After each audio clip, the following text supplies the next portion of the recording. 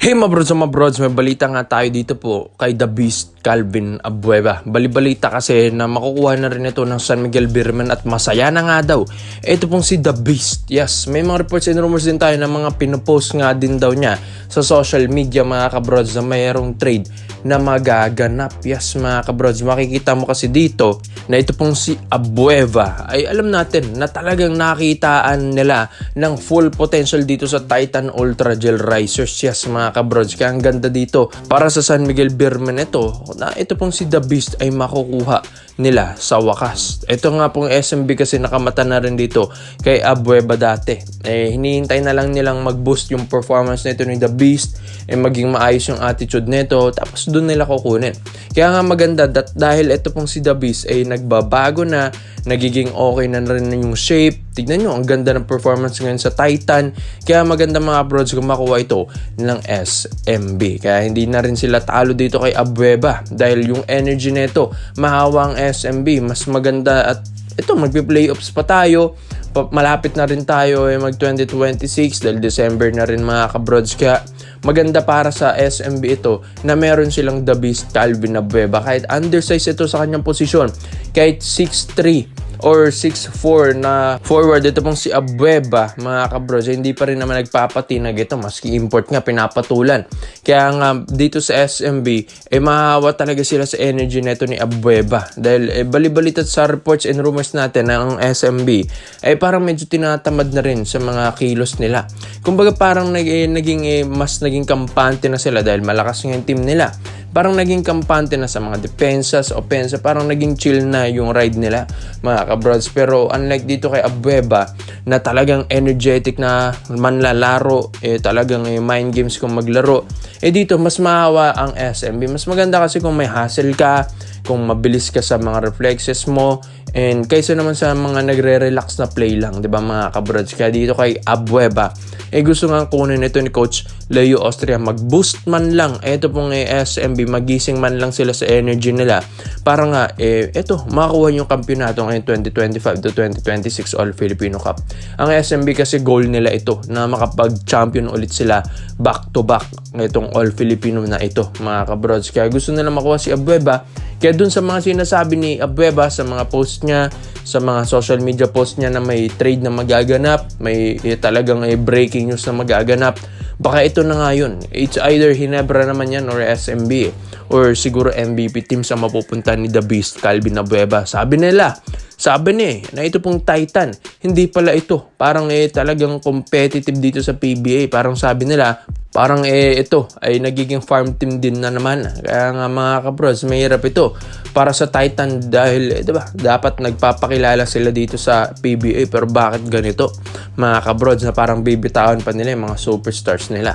Kaya dito sa SMB, madali na lang yan. Kung may lagay lang yan sa Titan, talagang ibibigay nila si The Beast Calvin Abueva. Para naman sa SMB, syempre, malaking tulong naman sa kanila si Abueva. Dahil hindi rin naman nila ibabangko ito pong si The Beast dahil mas maganda kung makukuha mo ito as a starter, as a talagang produce ng hustle mga kabrods dito sa SMB, mas maganda magiging flow ng laro ng Beerman. Sabi nga nila, mahirap maging kalaban ito si Abueva, pero masarap maging kakampi. Kaya kukunin na ito ng SMB para wala nang sakit sa ulo pag nakakalaban nila ito. Kaya ikaw mga brods, dapat na bang kunin ng San Miguel Beerman ito pong si The Beast Calvin Abueva? At sa tingin nyo, ito ba yung sinasabi ni Abueva sa social media, yung Abueva to SMB trade? Kaya comment mo na opinion mo dito mga brods. Isa-isahin natin yan.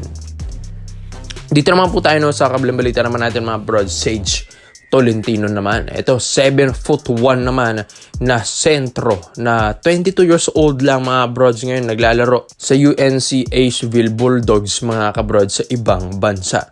Ito, napakabatang player, 22 lang, 7'1". Ito naman ngayon yung minamata na ng Barangay Nabra San Miguel na may draft nila ngayong 2026. Yes, kaya nga 'di ba? Kaya nakipag-trade sila sa Terra Firma Jeep na mabuti na lang dahil trinade nila si Maverick Amisi na may balat nga daw sa puwet sa Ginebra.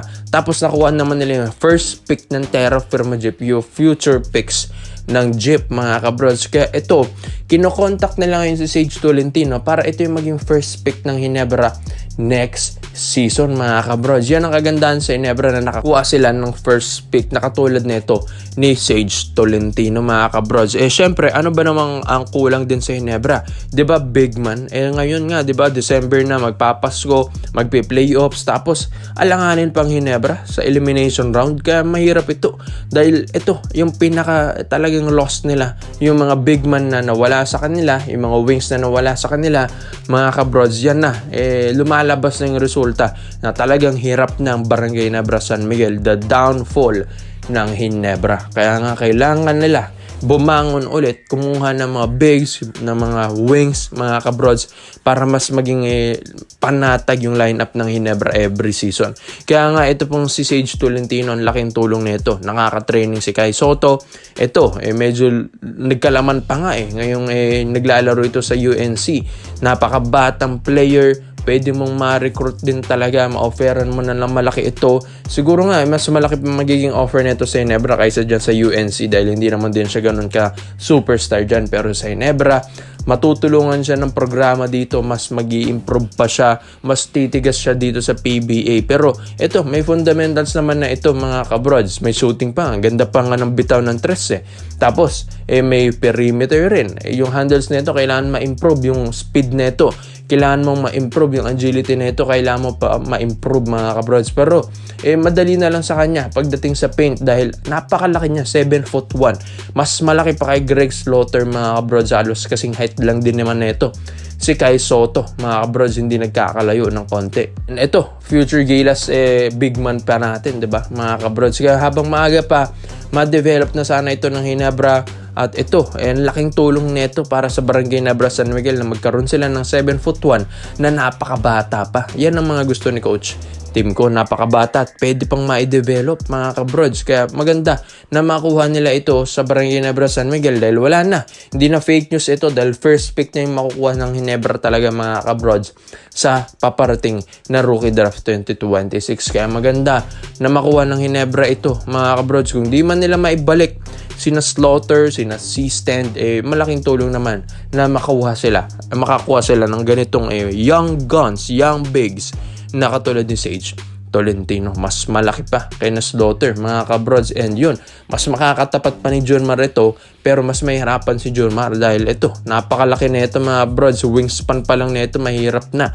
Kaya nga maganda para sa Barangay Ginebra San Miguel na makakuha ng big man nang mapunan nila yung mga nawala sa kanila mga kabrods. Kaya ito, Sage Tolentino, wala nang talong Ginebra dito mga kabrods. Malaking tulong na ito para sa kanila. Kaya komento mo lang, opinion mo dito mga brods at isa-isa na natin yan. Kaya sa tingin nyo ba, Sage Tolentino to Barangay Ginebra San Miguel, ang 7'1" big man ng NCAA UNC Bulldogs? Kaya komento mo lang, opinion mo dito mga brods at isa-isa natin. Salamat po sa panonood mga brods. This is Kings Basketball Try Hoops. Yun lang. I'm out.